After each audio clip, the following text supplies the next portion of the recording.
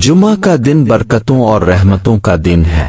اس دن ایک ایسا خاص وقت آتا ہے جس میں اللہ سے مانگی گئی دعا ضرور قبول ہوتی ہے۔ آئیے اس بارے میں حدیث اور قرآن سے جانتے ہیں۔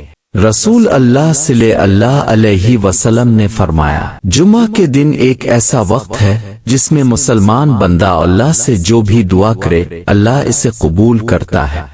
صحیح بخاری حدیث نمبر 935۔ یہ حدیث ہمیں بتاتی ہے کہ جمعہ کا دن عام دنوں سے مختلف اور بابرکت ہے۔ اللہ تعالیٰ نے اس دن میں ایک خاص گھڑی رکھی ہے جس میں جو بھی بندہ خلوص دل سے دعا مانگے وہ قبول کی جاتی ہے۔ بعض روایات کے مطابق یہ وقت عصر اور مغرب کے درمیان ہوتا ہے، جبکہ کچھ علماء کے مطابق یہ وقت جمعہ کے خطبے اور نماز کے دوران بھی ہو سکتا ہے۔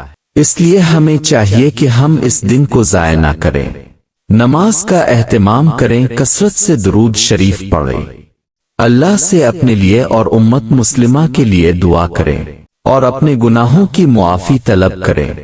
اللہ تعالیٰ فرماتا ہے، پھر جب نماز پوری ہو جائے تو زمین میں پھیل جاؤ اور اللہ کا فضل تلاش کرو اور اللہ کو کثرت سے یاد کرو تاکہ تم کامیاب ہو جاؤ۔ سورۃ الجمعہ آیت نمبر 10۔ یہ مبارک وقت ضائع نہ کریں، زیادہ سے زیادہ دعا کریں اور اللہ کا ذکر کریں۔ اللہ ہم سب کی دعا قبول فرمائے، آمین۔